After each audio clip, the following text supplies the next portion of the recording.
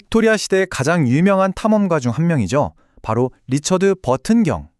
아프리카랑 아시아를 넘나들고 또 천일야와 같은 고전을 번역한 걸로 아주 잘 알려져 있는데요. 그런데 그의 수많은 저서 중에 가장 논란이 많았던 책 하나가 그가 죽고 나서도 오랫동안 세상에 나오지 못했다는 사실 알고 계셨나요? 자, 바로 이 지점에서 이야기가 시작됩니다. 도대체 왜 그렇게 유명한 탐험가가 쓴 책이 25년이 넘도록 비밀에 붙여져야만 했을까요? 이 책을 둘러싼 핵심 미스터리 지금부터 한번 파셔보겠습니다. 사실 그 이유는요, 나중에 책을 출판한 편집자의 서문에서 아주 명확하게 드러납니다.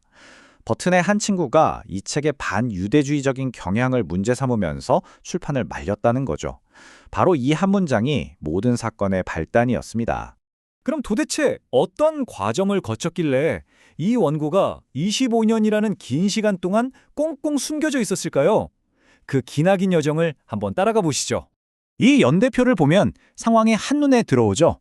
1874년에 이미 원고는 완성됐습니다. 하지만 친구들이 이거 출판하면 당신 커리어에 문제 생길 수 있다고 경고하자 바로 출판을 접어버려요. 그리고 결국 버튼이 세상을 떠나고도 8년이 지난 1898년에야 겨우 출간됩니다. 무려 25년 가까운 세월이 흐른 뒤였죠. 자, 그럼 이 책이 그토록 오랜 시간 묻혀 있어야만 했던 이유, 바로 버튼의 가장 도발적이고 핵심적인 주장이 대체 무엇이었는지 한번 들여다보겠습니다. 버튼의 주장은 사실 이 한 가지 개념으로 요약됩니다. 바로 유대민족이 가진 엄청나게 우월한 생명력이라는 건데요. 그는 이게 어떤 인종적인 순수함과 고대의 율법 덕분이라고 주장하면서 이 특별한 힘이 유대민족의 모든 것을 설명한다고 봤습니다. 그럼 이 생명력의 증거로 뭘 들었을까요? 참 흥미로운데요. 세계 어디서든 기후에 적응하는 능력이나 콜레라 같은 전염병에 대한 면역력이 유독 강하다는 점을 꼽습니다. 또 엄청나게 오래 사는 것, 그리고 심지어는 혈통의 순수성을 지키기 위한 관습 같은 것들을 근거로 제시했죠. 특히 장수 주장을 뒷받침하기 위해서 버튼은 한 독일 연구 결과를 인용하는데요. 이 표를 보시면 그 차이가 정말 극명합니다. 기독교인 인구의 절반이 36세에 사망할 때 유대인 인구의 절반은 53세까지 살았다는 거예요. 이게 그의 주장을 뒷받침하는 핵심 근거 중 하나였던 거죠. 그런데 책은 여기서부터 아주 모순적인 모습을 보이기 시작합니다. 한편으로는 존경심을 표하면서도 다른 한편으로는 아주 날카롭게 비난하는 이중적인 시선을 드러내는 거죠. 놀랍게도 버튼은 자신의 책에 역사가 맥콜리경의 말을 인용합니다. 그들에게 모든 기회를 열어주자. 그 전까지는 그들의 잠재력을 함부로 판단하지 말자는 어떻게 보면 굉장히 설득력 있는 옹호의 목소리죠.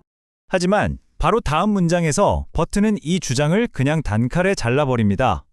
우리는 이미 그렇게 해봤다. 하지만 그 결과는 이 모든 멋진 말을 무색하게 만들었을 뿐이다 라고 말이죠. 맥콜리의 논리를 정면으로 반박해버리는 겁니다. 바로 이 지점이 이 책의 핵심적인 모순입니다. 한쪽에서는 디즈레일리나 로스차일드 가문 같은 인물들의 예술적, 금융적 천재성을 칭송해요. 그런데 다른 한쪽에서는 그들이 비천한 일을 선호하고 비정상적인 거짓말 능력을 가졌다고 비난하거든요. 정말 극과 극을 오가는 시선이죠. 그리고 책의 마지막 부분에서 버튼은 시선을 미래로 돌립니다. 유대민족의 미래, 그리고 그들이 과연 성지로 돌아갈 수 있을지에 대한 예언을 내놓기 시작하죠. 버튼은 앞으로 펼쳐질 미래에 대해 두 가지 상반된 시나리오를 제시합니다. 하나는 모든 편견이 사라지고 조화롭게 사는 미래, 다른 하나는 유대 금융자본이 기독교 문명을 지배하게 될 거라는 두려움 섞인 미래죠. 그리고 버튼 자신은 후자 쪽에 더 무게를 싣는 것처럼 보입니다. 그는 구체적으로 이렇게 예측합니다. 유대민족의 성지로 돌아가는 것 자체는 어렵지 않을 거다. 하지만 길을 막는 사자가 있을 거라는 거죠. 바로 제정 러시아입니다.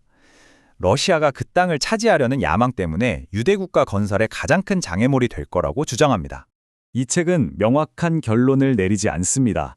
대신 이처럼 해결되지 않은 아주 도발적인 질문 하나를 툭 던지고 갑자기 끝나버리죠. 만약 유대주의가 다시 승리한다면 그건 얼마나 갈까? 이 질문은 그가 책 전체에서 펼쳐놓은 논쟁적인 세계관이 과연 어떤 결말을 맞을지 우리에게 깊은 생각할 거리를 남기며 막을 내립니다.